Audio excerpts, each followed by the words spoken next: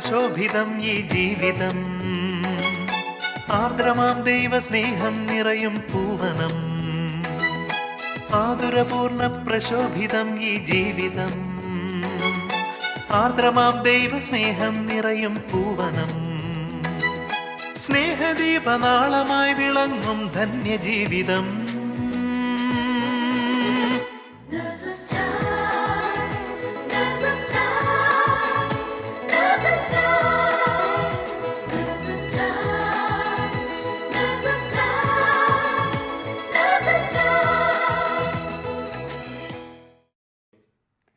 Praise the Lord. സങ്കീർത്തനങ്ങൾ 138:3 ഇപ്രകാരം പറയുന്നു: ഞാൻ വിളിച്ചപേക്ഷിച്ച നാളിൽ അവിടുന്ന് എനിക്ക് ഉത്തരമരുളി. അവിടുന്ന് എൻ്റെ ആത്മാവിൽ ധൈര്യം പകർന്ന് എന്നെ ശക്തിപ്പെടുത്തി.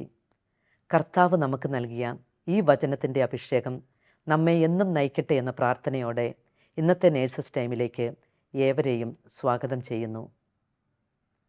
ആർക്കും നമ്മെ സഹായിക്കാൻ സാധിക്കാത്ത സാഹചര്യങ്ങളിൽ, മുന്നോട്ടുള്ള ജീവിതത്തിൽ ഇരുട്ട് നിറഞ്ഞു നിൽക്കുമ്പോൾ ഉള്ളൊരുകി പ്രാർത്ഥിച്ചാൽ കുറുകിപ്പോകാത്ത കരങ്ങളുള്ള, മാന്ദ്യം സംഭവിക്കാത്ത ചെവികളുള്ള, കർത്താവിൻ്റെ ശക്തി അനുഭവിച്ചറിഞ്ഞ ഷാർജയിൽ നിന്നുള്ള റെയ്സൻ ആതിര ദമ്പതികളെ നമുക്കിന്ന് പരിചയപ്പെടാം. ഈശോ മിശിഹായ്ക്ക് സ്തുതിയായിരിക്കട്ടെ. എപ്പോഴും സ്തുതിയായിരിക്കട്ടെ. ഈശോ നിങ്ങളുടെ ജീവിതത്തിൽ പ്രവർത്തിച്ച വലിയൊരു അത്ഭുതത്തിന് സാക്ഷ്യമേകാനായിട്ടാണ് നാം ഇന്ന് ഷാലോം പ്രേക്ഷിതരുടെ മുന്നിലായിരിക്കുന്നത്. ആ അത്ഭുതത്തിന് ദൃക്സാക്ഷിയാകാൻ ദൈവം എന്നെയും അനുവദിച്ചതിനെ ഓർത്ത് നന്ദി പറഞ്ഞുകൊണ്ട് പ്രേക്ഷകർക്ക് വേണ്ടി നമുക്ക് നമ്മെ തന്നെ ഒന്ന് പരിചയപ്പെടുത്താം. ഞാൻ മേരി ആഞ്ചലോ. ഞാൻ ഷാർജയിൽ ഒരു ഹോസ്പിറ്റലിൽ നേഴ്സായിട്ട് ജോലി ചെയ്യുന്നു. എൻ്റെ പേര് റെയ്സൺ. ഞാൻ കോട്ടയം ജില്ല ഏഞ്ചൽ വാലി ഇടവക്കാരനാണ്. ദുബായിൽ 10 വർഷം കഴിഞ്ഞു മാർക്കറ്റിംഗ് ഹെഡായിട്ട് വർക്ക് ചെയ്തുകൊണ്ടിരിക്കുകയാണ്. ഇതെൻ്റെ വൈഫ് ആതിര. ഞാനിവിടെ 6 വർഷമായിട്ട് ദുബായിൽ നേഴ്സായിട്ട് വർക്ക് ചെയ്യുന്നു. വിശുദ്ധ ലൂക്കായുടെ സുവിശേഷം 18-ാം അധ്യായം 27 ഇപ്രകാരം പറയുന്നു: മനുഷ്യർക്ക് അസാധ്യമായത് ദൈവത്തിന് സാധ്യമാണ്. കർത്താവിൽ ആശ്രയിച്ചുകൊണ്ട് അവിടെ നിന്നും സ്വന്തമാക്കിയ ആ അനുഗ്രഹത്തെക്കുറിച്ച് നിങ്ങൾക്കൊന്ന് പറയാമോ? ചേച്ചി ഇപ്പോൾ പറഞ്ഞ പോലെ മനുഷ്യർക്ക് അസാധ്യമായത് ദൈവത്തിന് സാധ്യമാണ് എന്നൊരു വചനത്തിൻ്റെ സാക്ഷിയിലായിട്ടാണ് ഞാനും എൻ്റെ ഭർത്താവ് ഇവിടെ ഇരിക്കുന്നത്. ഇത് സംഭവിച്ചത് കഴിഞ്ഞ വർഷം ഏപ്രിൽ 11 ഒരു ഓശാന ഞായറാഴ്ചയായിരുന്നു. അന്ന് പതിവ് പോലെ ഞങ്ങൾ പള്ളിയിൽ പോയി തിരിച്ചു വന്ന് വൈകുന്നേരം പെട്ടെന്ന് കിടക്കുന്നതിന് കുറച്ച് മുമ്പ് എന്നോട് ചെറിയ തലവേദന ഉണ്ടെന്ന് പറഞ്ഞു. അപ്പം സാധാരണ ഒരു തലവേദന പോലെ ഞാൻ അതിനുള്ള മരുന്നും കൊടുത്തു. ഞങ്ങൾ രണ്ടുപേരും കിടന്നുറങ്ങി. പക്ഷേ ഉറങ്ങി ഒരു കുറച്ച് സമയം, ഒരു മണിക്കൂറിനുള്ളിൽ തന്നെ എനിക്കെന്തോ ഒരു അബ്നോർമലായിട്ടൊരു കൂർക്കം വലിക്കുന്നത് പോലെ ഒരു ഫീലിംഗ് കേൾക്കാൻ തുടങ്ങി. അതൊരു നന്നായിട്ടൊരു സാധാരണ ഒരു കൂർക്കം വലിയല്ല, പക്ഷേ എന്തോ ഒരു അബ്നോർമലായിട്ട് സൗണ്ട് പോലെ തോന്നി. പെട്ടെന്ന് ഞാൻ വിളിച്ചിട്ടൊന്നും എണീക്കുന്നില്ല. പിന്നെ ഞാൻ പെട്ടെന്ന് ലൈറ്റ് ഇട്ട് നോക്കിയപ്പോഴേക്കും നല്ല കൂർക്കം വലിക്കുന്നുണ്ട്, പക്ഷേ ആൾ വിളിച്ചിട്ട് എണീക്കുന്നില്ല. പെട്ടെന്ന് തന്നെ എൻ്റെ കൊന്ത അടുത്തുകൊണ്ട് പെട്ടെന്ന് തന്നെ ഞാൻ കയ്യിലോട്ട് കൊന്ത ഏൽപ്പിച്ചു. എന്നിട്ട് ഞാൻ കുറേ വിളിക്കാൻ നോക്കി, എണീക്കുന്നില്ല. പിന്നെ പെട്ടെന്ന് ആംബുലൻസ് അപ്പം തന്നെ വിളിച്ചു. പിന്നെ അവിടെ എൻ്റെ കയ്യിൽ സാച്ചുറേഷനും BP ഒക്കെ നോക്കുന്നുണ്ടായിരുന്നു. അപ്പോൾ അതിലൊക്കെ പെട്ടെന്ന് തന്നെ നോക്കിയപ്പം BP ഒക്കെ നോർമലാണ്, പക്ഷേ ഓക്സിജൻ കുറച്ചായിട്ട് കുറയുന്നുണ്ടായിരുന്നു. പിന്നെ എൻ്റെ ബ്രദർ അടുത്തുണ്ടായിരുന്നു, അടുത്ത് താമസിക്കുന്നുണ്ട്. അപ്പം ബ്രദറിനെ വിളിച്ചു.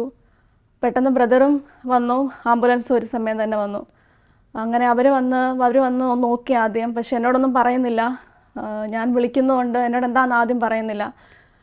എന്ത് സംഭവിച്ചെന്ന് ഒരു പിടിയില്ലാത്തൊരവസ്ഥയിൽ ഞാൻ പിന്നെ മനസ്സ് വിചാരിച്ചു, ഞാനിപ്പോൾ ഈശോയോട് പറയുന്നുണ്ട്, ഈശോയെ ഉറങ്ങിപ്പോയതായിരിക്കണേ, എണീപ്പിക്കണേ എന്നുള്ള ഒരു ഇതിൽ ഞാൻ ഇങ്ങനെ പറഞ്ഞുകൊണ്ടിരിക്കുകയായിരുന്നു.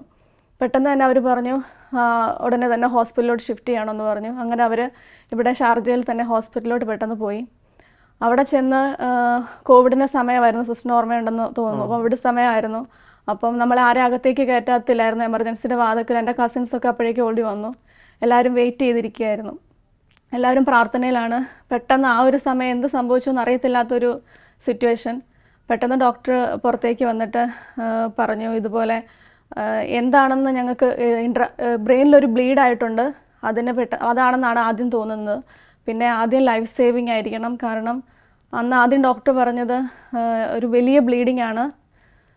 അപ്പം നമുക്ക് ആദ്യം തന്നെ എന്നോട് പറഞ്ഞു കഴിഞ്ഞു, there is no hope, you have to accept it എന്നാണ് ആദ്യം പറഞ്ഞത്. പിന്നെ ലൈഫ് സേവിങ് ആയിട്ട് നമുക്ക് ഇൻറ്റുബേറ്റ് ചെയ്യാം. അങ്ങനെ പറഞ്ഞ് അവരങ്ങ് പോയി. ആ സമയം ശരിക്കും തകർന്നു പോയി. എന്ത് ചെയ്യണം, ഒരിക്കലും നമ്മളൊരു പ്രതീക്ഷിച്ചിട്ടേ ഇല്ല ഇങ്ങനെ ഒരു കാര്യം. ഞങ്ങൾ നോർമൽ ലൈഫിലായിരുന്നു, ഒരു കാര്യവും ചിന്തിച്ചിട്ടില്ല. പെട്ടെന്ന് ഇങ്ങനെ ഒന്ന് കേട്ടപ്പം ആദ്യ നിമിഷങ്ങളിലൊന്നും സഹിക്കാൻ പറ്റുന്നില്ലായിരുന്നു. പ്രാർത്ഥിക്കണമെന്നും ആദ്യം തോന്നിപ്പോലും ഇല്ലായിരുന്നു. ആദ്യം ഒരു നിമിഷത്തിൽ ഞാൻ എന്തൊക്കെയോ പറഞ്ഞു, എന്തൊക്കെയോ പ്രാർത്ഥിച്ചു. പിന്നീട് ഇത് കേട്ട് കഴിഞ്ഞ് അങ്ങ് തകർന്നിരിക്കുകയായിരുന്നു. പിന്നെ പെട്ടെന്ന് തന്നെ അവരവിടുന്ന് എത്രയും പെട്ടെന്ന് തലച്ചോറിനുള്ളിൽ പ്രഷർ കുറയ്ക്കാൻ ഡ്രെയിൻ ചെയ്യണമെന്ന് പറഞ്ഞു. അങ്ങനെ ഒരു ട്യൂബ് ഇട്ട് അവരാദ്യം തന്നെ ഓപ്പറേഷൻ തിയേറ്ററിൽ പോയി അതിട്ട് അവർ ICUലേക്ക് ഷിഫ്റ്റ് ചെയ്തു. അങ്ങനെ ICUയിൽ ചെന്നു. ICU ചെന്നപ്പം ചെന്ന് 2 ദിവസത്തിനുള്ളിലാണ് അവർ ഞങ്ങളോട് പറയുന്നത് ഇതൊരു ബ്രെയിൻ രക്തക്കുഴലുകളുടെ ഒരു അബ്നോർമാലിറ്റിയാണ്, അതും വളരെ ഡിഫിക്കൽട്ടാണ്, ഓപ്പറേഷൻ ചെയ്യാൻ പോലും വളരെ ഡിഫിക്കൽട്ടായിട്ടൊരു സിറ്റുവേഷനാണെന്ന് ഡോക്ടർ ഞങ്ങളോട് ആദ്യം പറഞ്ഞു. ആദ്യ 2 ദിവസങ്ങളിൽ ഭയങ്കര ഒരിതായിരുന്നു, എന്ത് ചെയ്യണമെന്ന് അറിയത്തില്ലാത്തൊരിതായിരുന്നു. പക്ഷേ പ്രാർത്ഥിക്കണമെന്നും എല്ലാത്തിനും എന്തുകൊണ്ട് എനിക്കിത് വന്നു എന്നുള്ളൊരു ചോദ്യമായിരുന്നു ഈശോയോട്. പക്ഷേ പിന്നീട് ഞാൻ ICUയിലോട്ട് ചെന്ന് കയറിയതും ഞങ്ങളുടെ പ്രാർത്ഥന അവിടെ നിന്നാണ് തുടങ്ങുന്നത്. ചെന്ന് നേഴ്സസ് മിനിസ്ട്രിയിലെ നേഴ്സുമാർ, സിസ്റ്ററിനെ ഓർക്കുന്നുണ്ടായിരിക്കും. ഞാൻ ഓർക്കുന്നുണ്ട്. നേഴ്സസ് മിനിസ്ട്രിയിലെ നേഴ്സുമാരായിരുന്നു. ഞങ്ങളവിടെ ചെന്നപ്പോൾ ഞാൻ കണ്ട കാഴ്ച, റൈസിൻ്റെ കയ്യിൽ 2 കയ്യിലും വചനങ്ങൾ എഴുതി നമ്മുടെ നേഴ്സസ് മിനിസ്ട്രിയിലെ നേഴ്സുമാർ അതിന് ചുറ്റും നിന്ന് പ്രാർത്ഥിക്കുന്നതാണ് ഞാൻ ആദ്യം കണ്ടത്. ആ ഒരു തുടക്കം കണ്ടു കഴിഞ്ഞപ്പോഴാണ് എനിക്ക് പ്രാർത്ഥിക്കാനും എനിക്ക് എൻ്റെ യേശു എനിക്ക് തിരിച്ചു തരും എന്നുള്ളൊരു ബോധത്തിലോട്ട് ആദ്യം തന്നെ വന്നു. പെട്ടെന്ന് എൻ്റെ മനസ്സിൽ അങ്ങനെ കയറി. അപ്പം ഞാൻ ബൈബിള് തുറന്ന് ബൈബിളും കയ്യിൽ, എൻ്റെ ചേച്ചിയുടെ കയ്യിൽ ബൈബിളുണ്ട്. പെട്ടെന്ന് തുറന്ന് കണ്ട വചനമാണെങ്കിലും ശക്തനും ധീരനുമായിരിക്കുക, ഭയപ്പെടുകയോ പരിഭ്രമിക്കുകയോ ചെയ്യരുത്, നിന്റെ ദൈവമായ കർത്താവ് നിന്റെ കൂടെ ഉണ്ടായിരിക്കും എന്നൊരു വചനമാണ് എനിക്ക് ആദ്യം കിട്ടിയത്. അത് കണ്ടതും ആ ഒരു വചനത്തിൻ്റെ ശക്തി എനിക്ക് ഭയങ്കര ശക്തിയായിരുന്നത്.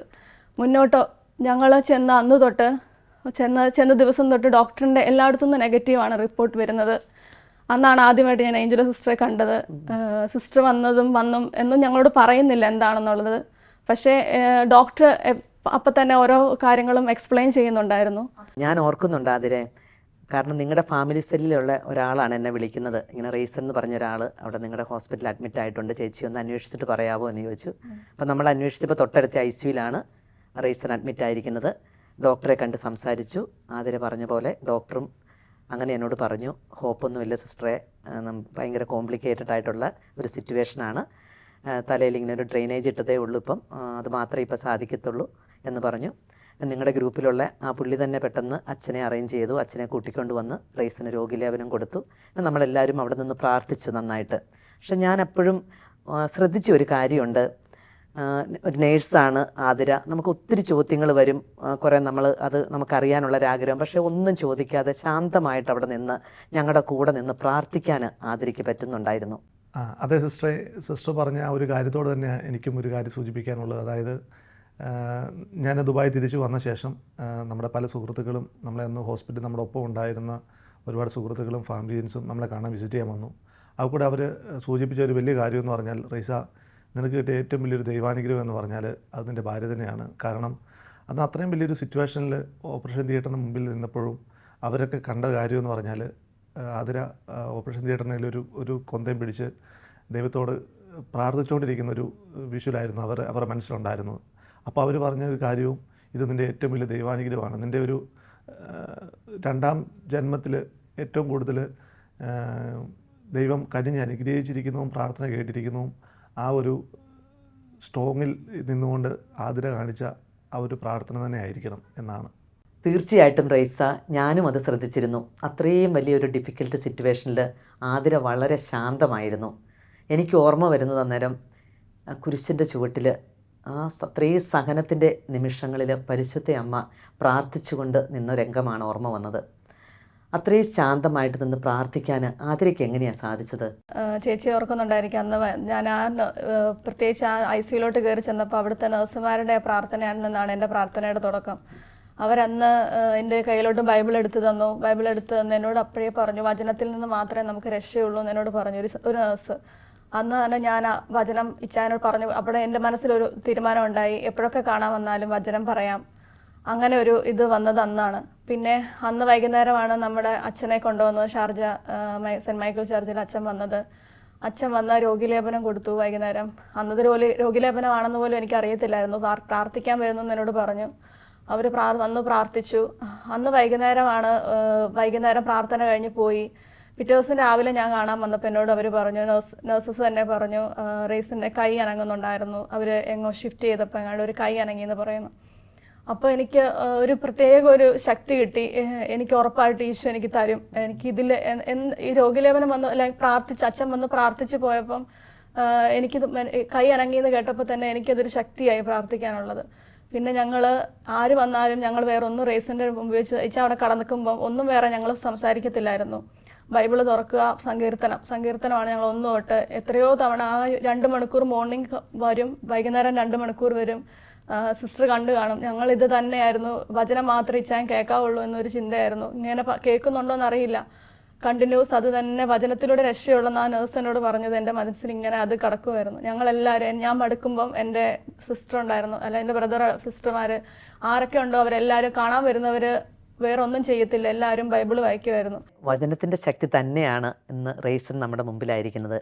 ഞാനും 16:12 ഇപ്രകാരം പറയുന്നു, മരുന്നോ ലേപനൌഷധമോ അല്ല, എല്ലാവരെയും സുഖപ്പെടുത്തുന്ന അങ്ങയുടെ വചനമാണ് അവരെ സുഖപ്പെടുത്തിയത്. ആ വചനത്തിൻ്റെ അഭിഷേകമാണ് സൗഖ്യമായിട്ട് റേസനിലേക്ക് ഒഴുകിയത്. അതെ ചേച്ചി, ഈശോയ്ക്ക് 1000 നന്ദി. ആ സമയത്ത് റേസിൻ്റെ ക്രിട്ടിക്കൽ സിറ്റുവേഷൻ ആയതുകൊണ്ട് ബ്രദർ നാട്ടിൽ നിന്ന് വന്നിട്ടുണ്ടായിരുന്നു.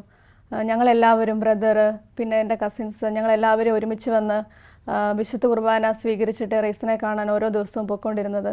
ആ ദിവസങ്ങളിൽ അത്ഭുതം എന്ന് പറയട്ടെ, ഓരോ ദിവസവും റേസിൻ്റെ പേര് അവിടെ നിയോഗമായിട്ട് കാണാമായിരുന്നു. ഞങ്ങളല്ലെങ്കിൽ ആരെങ്കിലും, ഞങ്ങളുടെ സുഹൃത്തുക്കളോ ഞങ്ങളുടെ ഫാമിലിയിലുള്ള ആരെങ്കിലുമോ റേസിന് വേണ്ടി അവിടെ കുർബാനയ്ക്ക് റേസിന് വേണ്ടി പറഞ്ഞിട്ടുണ്ടായിരിക്കും.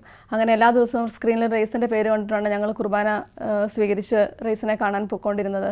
പിന്നെ അതുപോലെ തന്നെ ആ ദിവസങ്ങളിൽ നമ്മുടെ നഴ്സസ് മിനിസ്ട്രിയുടെ കരുണക്കൊന്തയുടെ നൊവേന നടക്കുന്ന സമയങ്ങളായിരുന്നു. അന്ന് ദുഃഖവെള്ളി മുതൽ പുതുഞായറാഴ്ച വരെ ദിവികാരുണ്യം എഴുന്നള്ളിച്ച് വെച്ചിട്ടുള്ള പ്രാർത്ഥനയിൽ ഞങ്ങളെല്ലാവരും കുടുംബസമേതം പങ്കുകൊള്ളുമായിരുന്നു.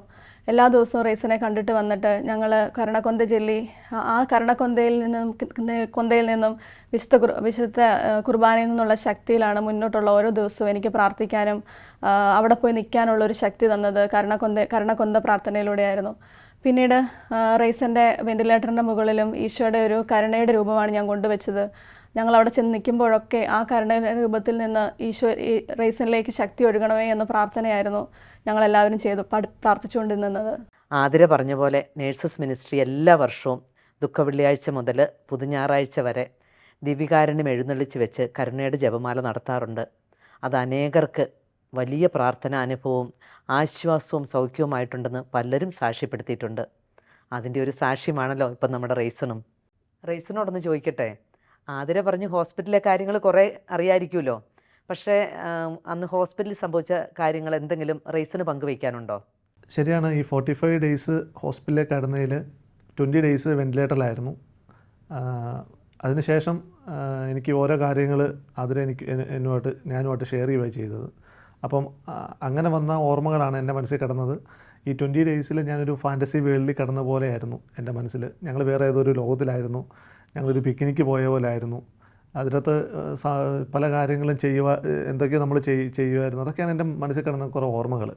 അപ്പം ഇതൊക്കെ കഴിഞ്ഞ് ഞങ്ങൾ ഹോസ്പിറ്റലിൽ വിട്ട് നാട്ടിൽ ട്രീറ്റ്മെൻറ്റ് ചെന്ന് കഴിഞ്ഞപ്പോഴാണ് ആതിര എന്നോട് പല കാര്യങ്ങളും ഷെയർ ചെയ്ത്, ഇങ്ങനെയൊന്നും അല്ലായിരുന്നു, ഇങ്ങനെയൊക്കെയാണ് സംഭവിച്ചത്, ഇത്രയും വലിയൊരു സ്റ്റേജിൽ നിന്നാണ് വന്നിരിക്കുന്നതെന്നൊക്കെ ഉള്ളൊരു കാര്യം എന്നോട് തുറന്നു പറഞ്ഞത് അന്നായിരുന്നു. നാട്ടിൽ വെച്ചാണ് എന്നോട് തുറന്നു പറയുന്നത്. അപ്പോഴാണ് ഞാൻ അറിയുന്നത്, ഇത്രയും വലിയൊരു ട്രീറ്റ്മെൻ്റ് ആയിരുന്നു ഇനി നടന്നത്. അല്ലെങ്കിൽ എൻ്റെ മനസ്സിൽ കിടന്നിട്ട് എന്തോ ചെറിയൊരു പനിയായിട്ട് നമ്മൾ ഹോസ്പിറ്റലിൽ ജസ്റ്റ് 1 ഡേ ട്രീറ്റ്മെൻറ്റ് വന്നു, അല്ലെങ്കിൽ 2 ഡേയ്സ് മാക്സിമം, അങ്ങനെ കിടന്നതായിട്ടുള്ള ഓർമ്മ മാത്രമേ ഉള്ളൂ. പിന്നീടാണ് ഞാനൊരു 20 ഡേയ്സ് ഇങ്ങനെ അബോധാവസ്ഥയിലായിരുന്നു. അതിന് ശേഷമാണ് ബോധം തെളിഞ്ഞത്. മൊത്തം 45 ഡേയ്സ് കടന്നിരുന്നു എന്നൊക്കെയുള്ള ഒരു വലിയൊരു കാര്യം കേട്ട് മനസ്സിലാക്കിയത് അതിൽ നിന്നുമാണ്. അത് 20 ദിവസം വെന്റിലേറ്ററിൽ കിടന്നിട്ട് 45 ഡേയ്സിനുള്ളിൽ നമുക്ക് ഹോസ്പിറ്റലിൽ നിന്ന് നോർമലായിട്ട് പോകാൻ പറ്റിയത് തന്നെ ഒരു വലിയ അത്ഭുതമാണ്. അതുകൊണ്ടാണല്ലോ നമ്മൾ റേസിനെ മിറാക്കിൾ റേസൻ എന്ന് നമ്മൾ പറയുന്നത്. അതുപോലെ തന്നെ സിസ്റ്റർ വെന്റിലേറ്ററിൽ കടന്നപ്പോഴാണെങ്കിലും എന്നോട് പിന്നീട് പറഞ്ഞിട്ടുണ്ട്, കടന്ന സമയത്ത് സൗണ്ടുകൾ ഞങ്ങൾ തിരിച്ച് വീണ്ടും നിങ്ങളെല്ലാം കാണാൻ വേണ്ടി അവിടെ വന്നപ്പം സൗണ്ടുകൾ കേട്ടപ്പോൾ എന്നോട്, വെന്റിലേറ്ററിൻ്റെ സൗണ്ട് കേട്ടപ്പോൾ എന്നോട് പറഞ്ഞു, ഇത് വെന്റിലേറ്ററിൻ്റെ സൗണ്ട് ആയിരുന്നോ എന്ന് എന്നോട് ചോദിക്കുമായിരുന്നു. ഞാനിങ്ങനെ എന്തോ ഒരു പക്ഷികൾ ചിലയ്ക്കുന്ന സൗണ്ട് പോലെ എനിക്ക് തോന്നുമായിരുന്നു. അങ്ങനത്തെ ഒരു ഫീലിംഗ് ആയിരുന്നു എനിക്കുണ്ടായിരുന്നെന്ന് എന്നോട് പിന്നീട് പറയുമായിരുന്നു. റിക്കവറിയുടെ പ്രോസസ്സിലായിരുന്നു നമ്മളപ്പോൾ വെന്റിലേറ്ററിൽ നിന്ന് ഔട്ടാക്കി കഴിഞ്ഞപ്പോൾ. അപ്പോൾ ഡോക്ടർമാർ എന്തായിരുന്നു ആതിരയോട് പറഞ്ഞത്? ത്രൂ ഔട്ട് ഈ 45 ഡേയ്സിൽ ഡോക്ടേഴ്സ് ആദ്യം തന്നെ എന്നോട് പറയുമായിരുന്നു, എനിക്കൊരു കൗൺസിലിങ്ങിന് പോലെ പറയുമായിരുന്നു, ആദ്യം തന്നെ ഈ ബ്രെയിനിലുള്ള ബ്ലീഡ് ആയതുകൊണ്ട് നടക്കുന്ന കാര്യങ്ങളിൽ അല്ലെങ്കിൽ ഒരു സൈഡിൽ തളർച്ച, നമ്മൾ നഴ്സുമാരായതുകൊണ്ട് നമുക്കും അറിയാമല്ലോ സിസ്റ്ററെ, അപ്പം ഒരു സൈഡിൽ ചിലപ്പോൾ തളർച്ച ഉണ്ടാവാം. അല്ലെങ്കിൽ പിന്നീട് വെന്റിലേറ്ററിൽ നിന്ന് എടുക്കുന്നതിന് തലേ ദിവസം എന്നോട് വന്ന് പറഞ്ഞു, സ്പീച്ചിൻ്റെ ഏരിയയിലാണ് ബ്ലീഡ് ഉണ്ടായിരിക്കുന്നത്, അതുകൊണ്ട് റേസൻ സംസാരിക്കുമോ എന്നുള്ള കാര്യം എനിക്ക് പറയാൻ പറ്റത്തില്ല, കുഴപ്പമില്ല, നമ്മൾ പതുക്കെ എന്തെങ്കിലുമൊക്കെ ചെയ്യാൻ നമുക്ക് ശ്രമിക്കാം. കാരണം ഡോക്ടർക്കൊന്നും അപ്പോൾ പറയാൻ പറ്റുന്നില്ലായിരുന്നു. ഡോക്ടർ അന്ന് തലേ ദിവസം ഇങ്ങനെ പറഞ്ഞെങ്കിലും ഞങ്ങളെല്ലാവരും അന്ന് പ്രാർത്ഥനയിലായിരുന്നു. അന്ന് വൈകുന്നേരത്തെ കുർബാനയ്ക്ക് ശേഷം റേസിനെ വെന്റിലേറ്ററിൽ മാറ്റുന്ന ദിവസം ഞങ്ങളവിടെ കയറി ചെന്നപ്പോൾ ഞങ്ങൾ കയറി ചെന്ന ഉടനെ പിന്നെ എനിക്ക് മനസ്സിലുണ്ടായിരുന്നു എന്നെ മനസ്സിലാകുമോ, കാരണം ഡോക്ടർ അതൊക്കെ പറഞ്ഞിരുന്നു, ചിലപ്പോൾ മനസ്സിലാവില്ല, അങ്ങനെയുള്ള ചിന്തകളിലാണ് ചെന്നത്. പക്ഷേ അവിടെ ചെന്ന പാടെ റേസിന് ഞങ്ങളെല്ലാം പേര് കേട്ട് വിളിച്ചു, എൻ്റെ പേര് വിളിച്ചു, എൻ്റെ സഹോദരൻ്റെ പേര് ചോദിച്ചപ്പോൾ ആദ്യം ഒരു ഇതായിരുന്നു, എൻ്റെ ബ്രദർ ഉണ്ടായിരുന്നു ഇവിടെ ഉണ്ടായിരുന്നു, ബ്രദറിൻ്റെ പേര് പറയാൻ പെട്ടെന്ന് ഓർത്തില്ല, പക്ഷേ ബ്രദർ ആരാന്ന് പറഞ്ഞു. സംസാരിക്കുന്ന റേസിനെയാണ് ഞങ്ങൾ കണ്ടത്. കാരണം ഡോക്ടർ ഉറപ്പായിട്ട് എന്നോട് പറഞ്ഞാണ് അത് സ്പീച്ചിൻ്റെ ഏരിയ ആണോ, എന്തെങ്കിലും അഫക്ഷൻ ഉണ്ടായിരിക്കും അവിടെ എന്ന് പറഞ്ഞു. കാരണം മെഡിക്കൽ സയൻസിന് നമുക്കറിയാം എങ്ങനെയാണ് വരുന്നത്, പക്ഷേ ദൈവത്തിന് അസാധ്യമായിട്ടൊന്നുമില്ല എന്ന് പറയുന്നത് അവിടെയായിരുന്നു.